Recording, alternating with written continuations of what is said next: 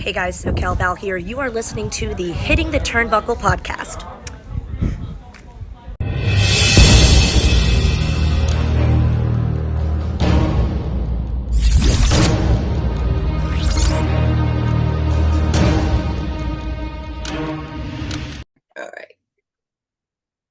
Good evening, everyone. No, I am not trying out for the spectaculars. I have just got in from work. It is the Hitting the Turnbuckle channel. I am Adam Cousins. We are talking NWA Powerr, which means only one thing.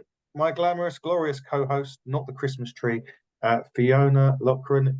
Good evening. And how's Scotty Too Hotty, by the way? Hi, first of all. Secondly, not so glamorous tonight. It's bloody freezing. I have a blanket wrapped over my knees right now.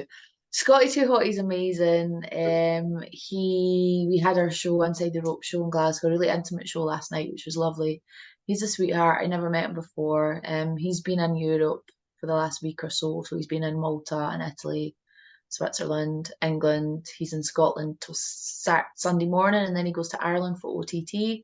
The show was great last night. He's got some really good stories. He's an absolute sweetheart, and I am really, really looking forward to the next 2 nights of shows.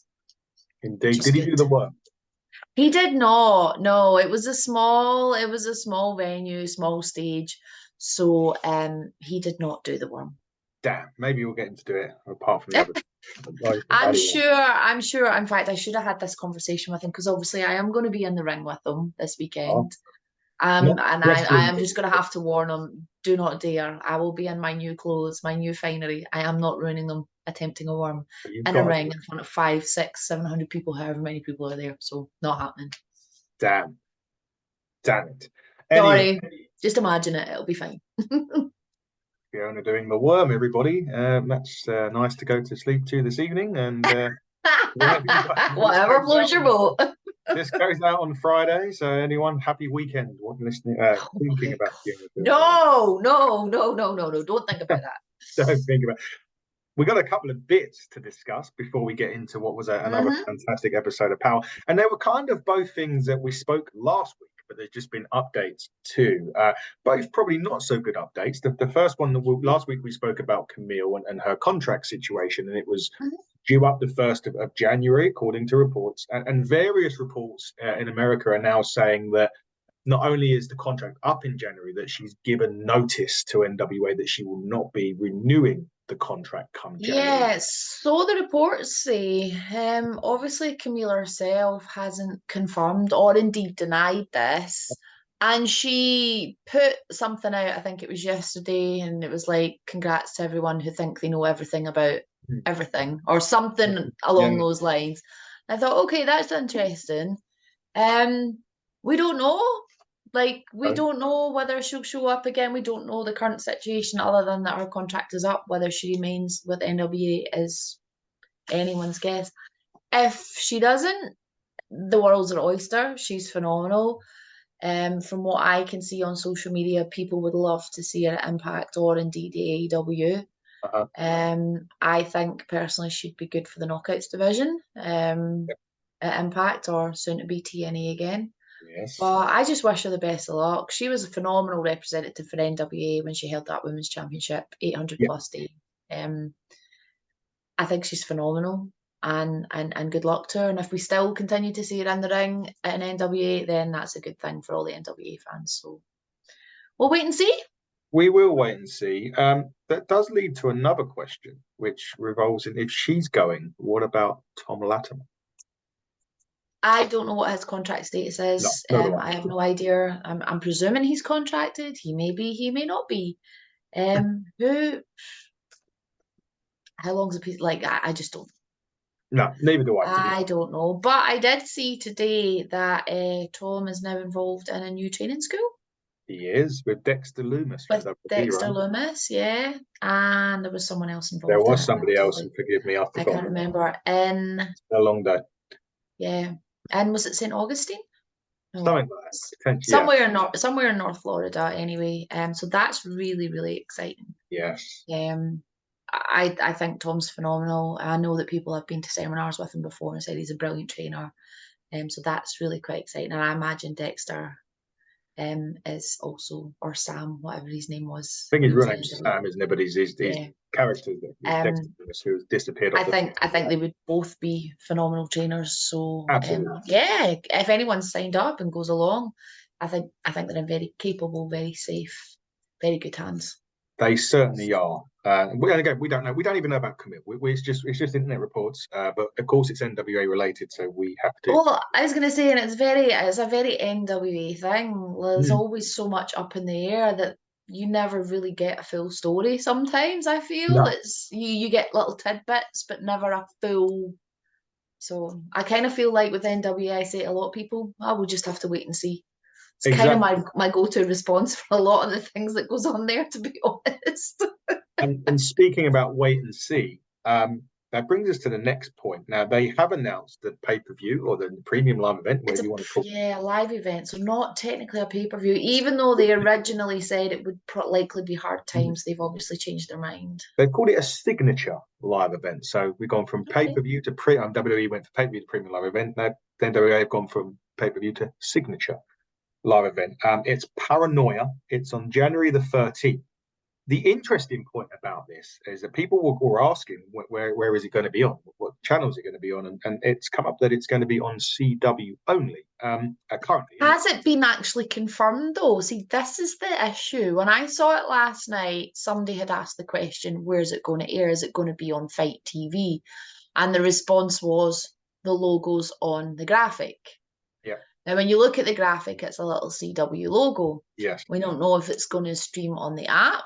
We don't know if it's going to be on the CW channel. We have no information yet. But not going to lie, you and I have talked about this today. If it's not on Fight, it's not on YouTube. I'm sorry, I'm pissed. Yeah, I agree. Like, I mean,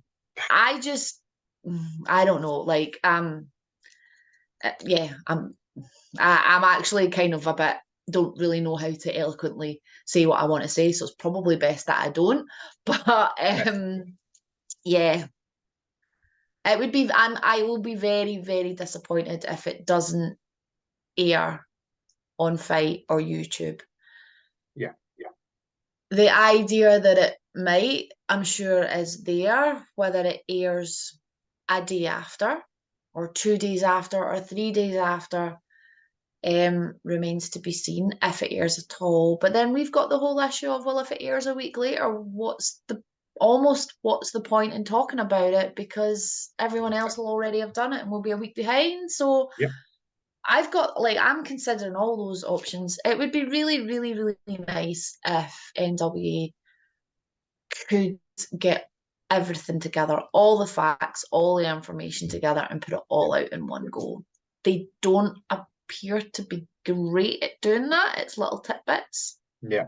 And again, wait and see. Will we get to watch it? Who knows? Interestingly enough, it's a full standing event. There are no seats. Wow. That is interesting. I didn't know that. Yeah, it said that when you click on the links, it's fully standing, no seats. And it's the whole tagline of, we want to bring kind of old school wrestling with a new vibe to new people, which is great. And I love the idea of it. I just don't love the idea that there's a potential that you and I aren't going to get to see it. Yes, and as you say, we'll have to wait and see on that. So let's get rid of the doom and gloom and let's talk Powerr, what we can watch at the minute. Old Friends and Silver Bells. This was called. This was taglined. The opening promo was Tim Storm and Jax Dane, Virtue and Murdoch, basically revisiting old times as friends, but now foes. Before we kicked off with what I thought was a really good Powerr versus technical match with Mims and Drake for the TB title. It was a 6:05 limit, as they are. Mims actually obviously got the win with a big, strong slam after quite a good tussle. And they did mention that he is going for the Lucky Seven. I know, I'm excited for him, actually. I think, was that his first title? That was his first, yes. Yeah, so against somebody, Carson Drake. I don't know him again. Nope. Again, we're going back to what we talked about last week, new people in NWA, which is exciting to see some new faces and stuff. I thought it was a fairly even match. It was. Mims is not the tallest of human beings in the world. He's not like a 6'6" giant, but he's built like a brick shit house. He certainly is. And That's a British thing, by the way, if you're yeah, watching for that. those of you that don't know, that's basically saying he's a fridge or a quarterback for the NFL or some sort of some Yeah. like a brick shit house. Very, very British. For those of you. But yes, he did pick up the win and go on, which was good. Yeah, and he had plenty of time on the clock. There was still 2 minutes 24 on the clock when he got yeah, that win. So it 2 was minutes short 20. and sweet. And for those of you that don't know the 6:05 rule, if the time limit expires, Mims technically wins. In that sense, that's the idea of the 6:05 rule.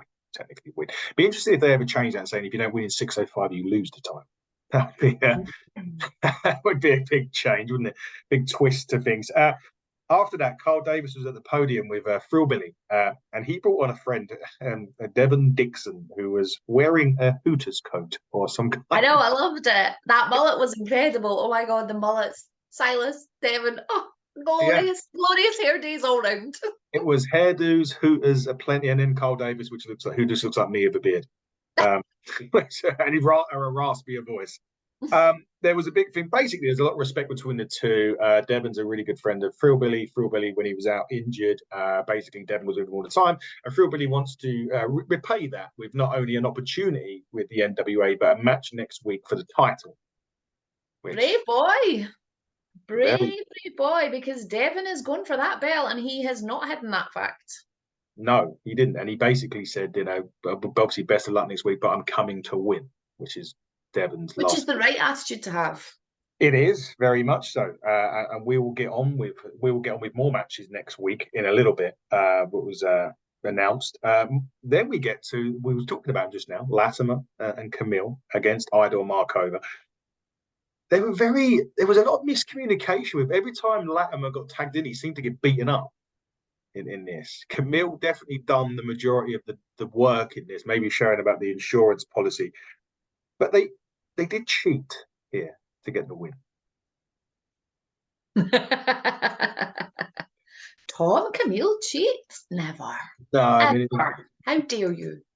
Well, sorry, but they did. There was a low blow, blind tag, low blow, and a roll up, for that matter. And no, I'm not talking for you British fans. I'm not talking about the roll up that you smoke. It was a roll up 1, 2, 3 pin after a low blow. So yes, they did cheat, and they were playing the heels, which they play really well, both of them. Yeah, absolutely. I actually really enjoy. Like, I love watching them singles, but as a tag team together, I love watching them.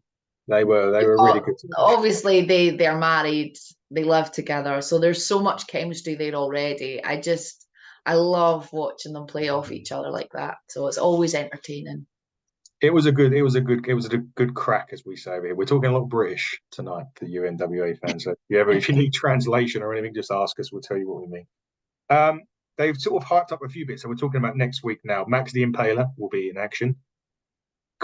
Christ, how many more defenses does Max have before she can? Max is this number 4? As long as it's TV time, as long as it's her title. I'm not sure if she did. You said that Max was in action next week. I don't know. I don't know then. I don't think, did they give us Max's opponent? They didn't. They just said in action. Okay, interesting. Which would suggest that potentially it will be a title match. But again, look, wait and see. Seems to be the tagline. We should change it to wait and see for this. Then we're going to get the debut, and we're going to hear about him a bit later on, but we're going to get the debut of the Slime Balls. The country gentleman will be going to Slime Ball City that's never pretty, or whatever they slogan. I'm intrigued, so intrigued by these guys. Not entirely convinced that I'm going to like them, but I'm definitely intrigued. Yeah, definitely that. And then I've not really seen a lot of these on Powerr. Triple Threat. There hasn't been a lot for a while. This one's going to be Joe Alonzo, Ray Fury, and Luke Curtis will be in a triple threat match. And then from the aforementioned Joe Alonzo, May was with him, and he was talking about how he's going to make Alex Misery's life a misery. Apparently so. But he's not overly amused about facing Alex Misery by the sounds of things. No, he's not too keen on that, is he? No, he doesn't seem to be. I think his I'm a contracted wrestler for God's sake or something like that. Like, so yeah. Very not happy. Now, we talked about me wearing a shirt this evening and about spectaculars, and the spectacular auditions return. The shake of the head. They were talking to Mr. Midas, who had a He got very his ass handed to him last week. yeah, he kind of literally got his head kicked in by the Southern Six. They got rid of him. They were talking about potentially getting Birchall, and then Slade comes in, and another shake of the head. More of a serious competitor wants to win matches, and then Like, with all of that, go on. no, how serious? How can this any of this thing? I love Rush, but how can any of this be serious? Like, I don't just know. give the other matches a few more minutes and just let Rush wrestle. Just put all of this stuff to the side. Let Rush have a match. Well, they are going to have a match next week, apparently, or whenever the next match is. And Billy has put a special stipulation in that if they lose their match, they are gone. Yeah, that's kind of you kind of said it all there. Just I right, I cannot reiterate this enough. I love watching Rush. Rush is entertaining. Rolando's entertaining. But see all this, I can't. I'd rather watch wrestling than all this faffing about. This feels like it should have been on an edition of Raw more than anything else. You'd get this kind of stuff on Raw. Like, Power's such a short episode as it is in comparison to all your other shows. So you're like 45 minutes or whatever, all in really, 45, 50 minutes. I feel like just 5 minutes of this is a couple of minutes more that we could have added on elsewhere. Yeah, That's just my personal opinion. Maybe people love it and that's why it gets done. It's just not for me. no, it's not very well, especially as you say, when it's a 45 minute, technically a 40 odd minute show. We would rather see more wrestling than characters or more wrestling than entertainment. There is another certain company that ends with the word entertainment that you could watch that could give you entertainment, whereas we prefer wrestling. Talking of wrestling, we had a really good match next, which was Tiffany and Rufy J. Really good. Back and forth on this one. It was nice to see the women in action. I know we saw Camille earlier on, but this was a full-on women's match. This was really good. I actually didn't realize that Tiffany Nieves was the OVW Women's Champ and also the MPW Women's Champ. So she's got some good credentials behind her.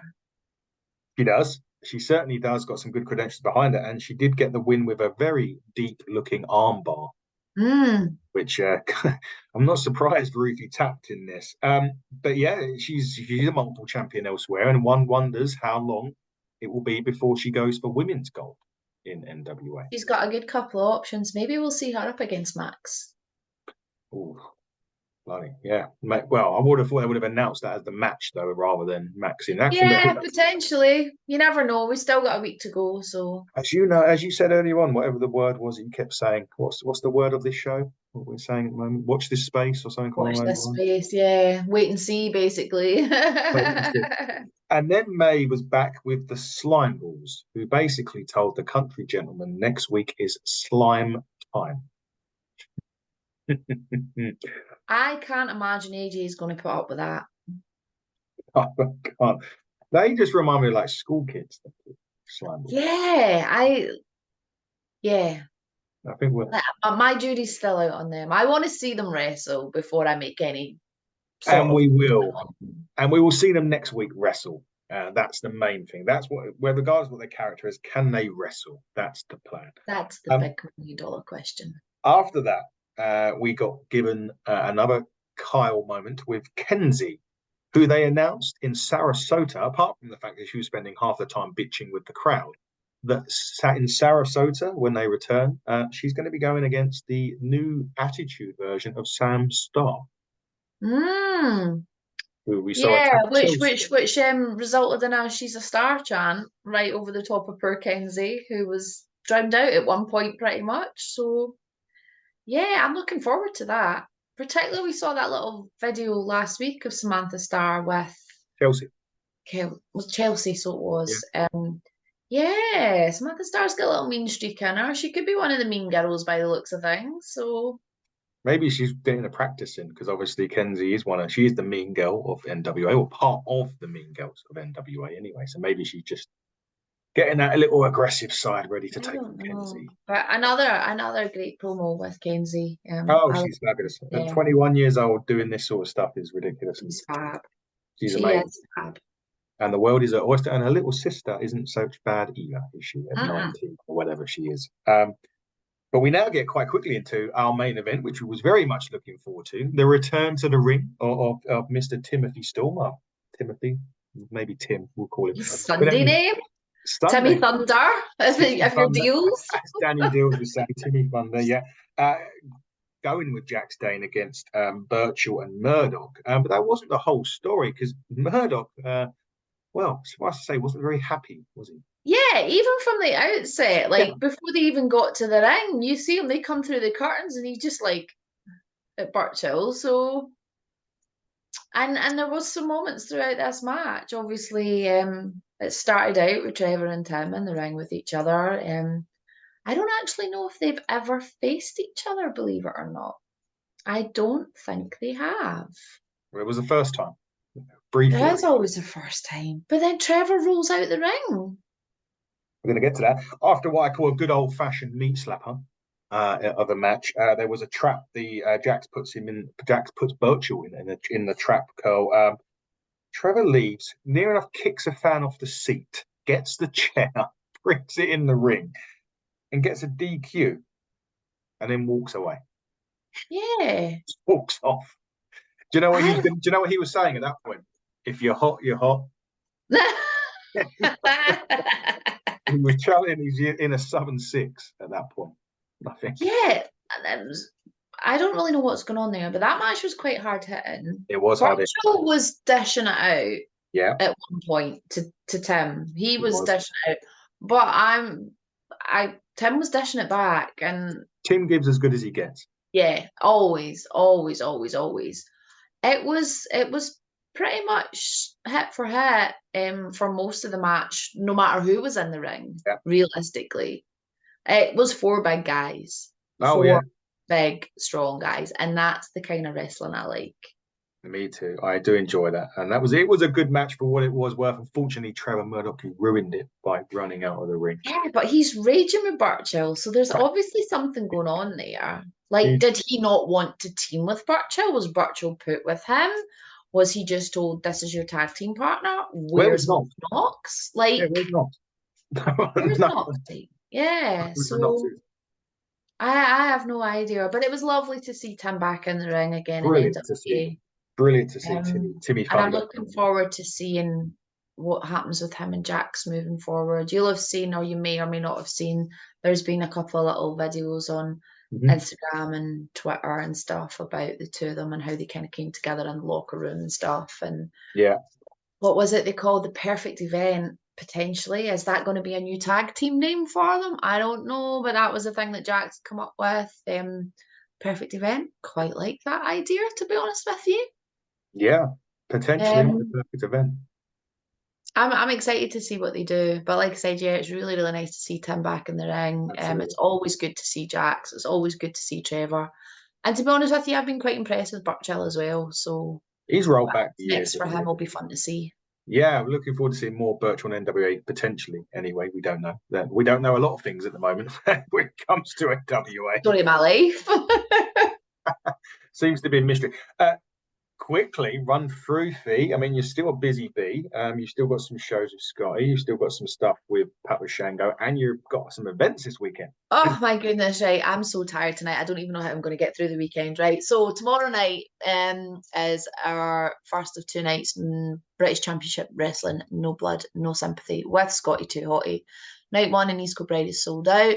Night two in Kilmarnock is almost sold out. There's still some tickets, ringsideworld.co.uk. So when this actually goes out, I will probably be in the ring emceeing the show as this airs tomorrow night. Oh, I don't know. It'll be tomorrow. This will air before lunchtime tomorrow. All right, well then I will not. I'll be sitting in my house crying, going, "Oh my god," full of nerves.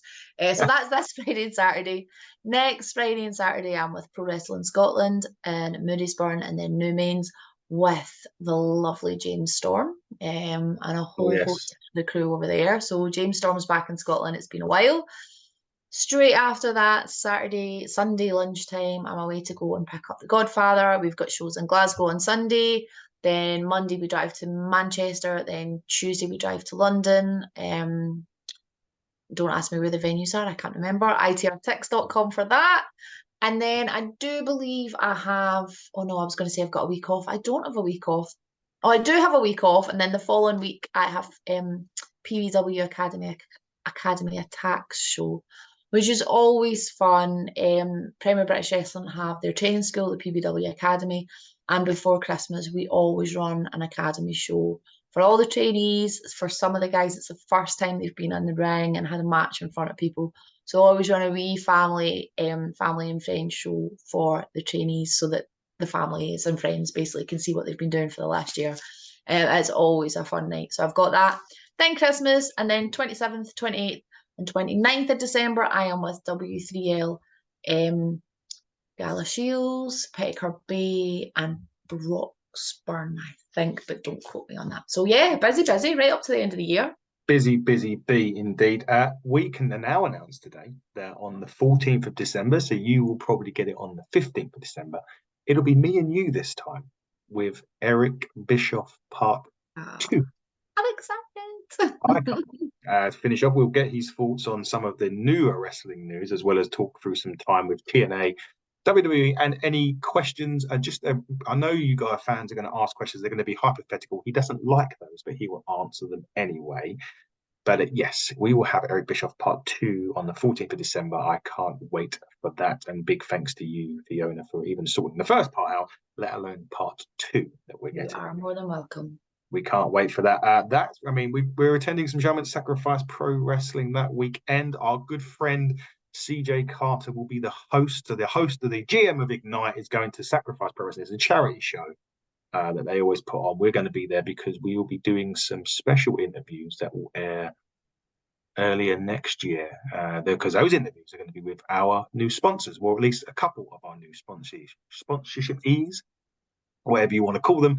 So we'll be doing that. We'll be filming them ready to go out with their sponsorship video. So we're looking forward to seeing the new sponsors there. CJ Carter also will be with me next Friday to discuss the Ignite year in review. So we're going to do a year. That'll be cool.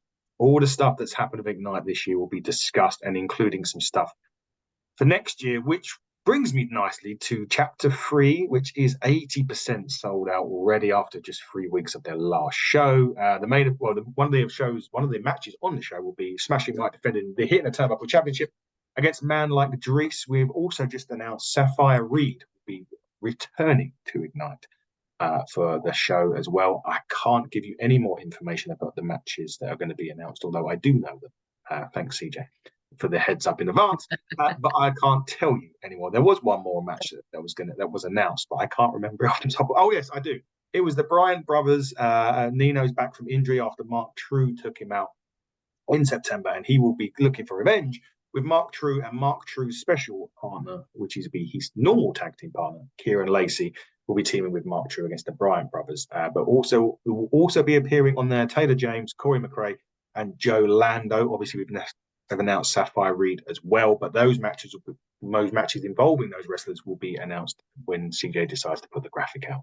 I can't Get on all that. So CJ will be coming on next Friday as well to talk year-end review of Ignite. We'll be going to Sacrifice Pro Wrestling. Eric Bischoff will be coming on, and then Chapter 3 in February the 4th. Get your tickets now quickly because you will miss out.